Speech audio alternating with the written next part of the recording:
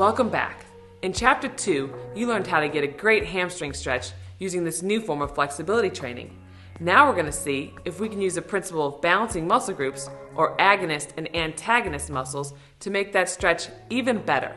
This simply means that if you're having trouble stretching one area of your body, such as your biceps, you simply go to the area directly across from it in the body, your triceps.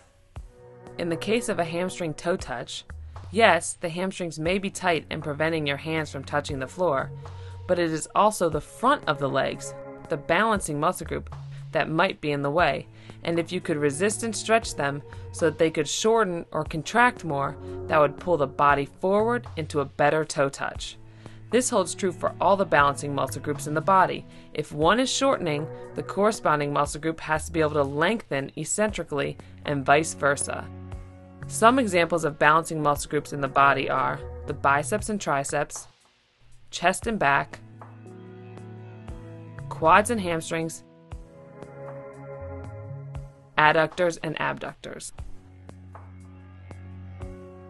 So before we begin the next two self stretches, we're going to have everybody perform a forward bend or toe touch. So take your time when bending forward, especially if you aren't warmed up, and most importantly, never force the stretch. Now once in this position, rate yourself on a scale of 1 to 10, with 10 being flexible, your palms going to the ground, and 1 being tight, your hands might only reach to mid-shin. Take note and be aware of this experience in your body. Is it tugging? Do you feel comfortable? Are your knees locking out? Is your back flat or rounded? Do you feel most of the tension in your hamstrings, calves, or hips and quads? Remember what this feels like, so when we revisit this, you will see what improvements were made. The balancing muscle groups that we're going to focus on for the next two resistance self stretches are the quadriceps and medial hamstrings. We're going to make the quadriceps our target muscle group. So if we're working on stretching the quads and have trouble and aren't getting a good stretch, we're simply going to go to the balancing muscle group, the medial hamstring, and resist and stretch those out. Then we'll return to the target muscle group, the quads, and it should be a much better stretch with a greater range of motion. Please realize that in cases of extreme tightness, repeats are required. We will perform both of these self stretches aerobically. So let's try it out. Due to the tension often found in the quads, we will start with the resistance stretch movement first. Steve is going to begin his quadriceps stretch by starting down on all fours in front of a wall. From here, he points his left foot to the ceiling and drops his left knee 4 to 8 inches away from the wall down to the ground. The closer to the wall, the more difficult the stretch, and the farther away, the easier it is. If this positioning creates too intense of a stretch across the top of the foot, simply place a rolled up towel or mat underneath it. From here, Steve is going to slowly bring his right leg up into a lunge where the knee is bent at 90 degrees and is in line with the ankle. If balance is an issue, simply place a chair or something in front of you to hold on to. Steve will lunge forward from his hips, not just his upper body, and then kick his foot into the wall, contracting his quad. This is similar to a leg extension at the gym. Now, as he kicks his foot into the wall, he will slowly bring his body back and sit upright. Notice that he is doing the opposite of sticking his glutes out by tucking his glutes underneath him. Steve is upright as if a string is pulling him by his head. This stretch can be very intense, so move slowly. Now he keeps kicking his foot into the wall as his body lunges forward again for the strength movement. Steve maintains the contraction in his quad by kicking his lower leg into the wall and pulling his knee into his chest. To initiate this resistance stretch again, he will use his front leg to push him back towards the wall. He should feel this stretch along the quad and hip flexor, and don't forget to tuck the glutes. If this stretch is too intense, or you feel it at the knee, then stop and go to the balancing muscle group. If the hamstring cannot shorten enough to allow the quad to lengthen and stretch naturally, you will feel pain in the quad or the knee. Great! Now come down slowly and switch to the other leg. Keep in mind that this stretch not only gets the quads, but also your hip flexor. One of the jobs of your flexors is to anteriorly rotate your pelvis. Therefore, to stretch the flexors, you have to incorporate a posterior tilt, basically tucking your glutes underneath you.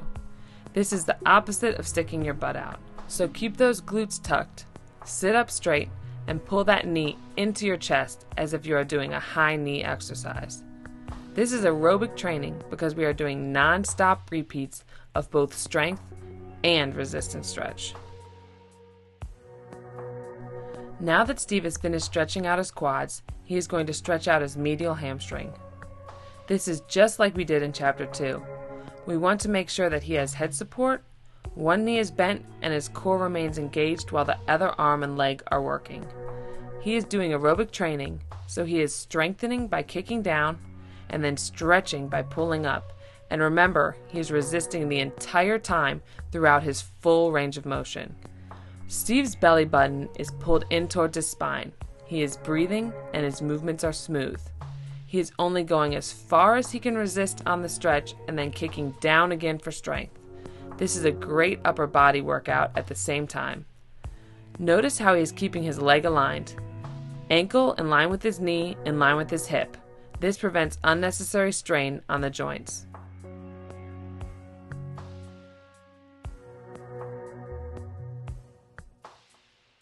Now we are going back to his balancing muscle group, the quads that we just did.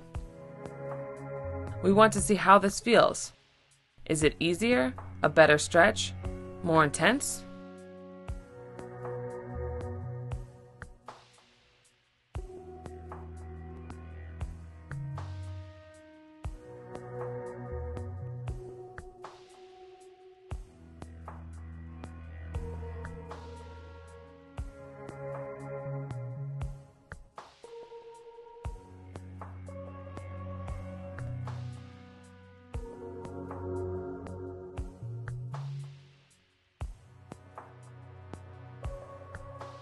Now we have seen how the hamstrings can help make the quad stretch better, and let's see how that forward bend feels after working both the hamstrings and the quads.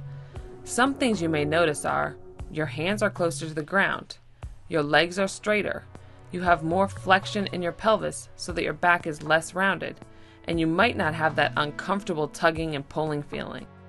So, in just a few minutes, you got a bit more flexibility by doing two simple things: resisting and working on balancing muscle groups.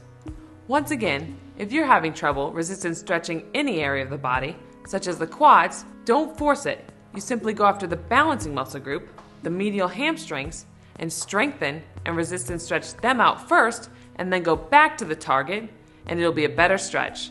Here are the balancing muscle groups in this video. Legs, stretches 1 and 4, stretches 2 and 8, stretches 3 and 7, stretches 5 and 6.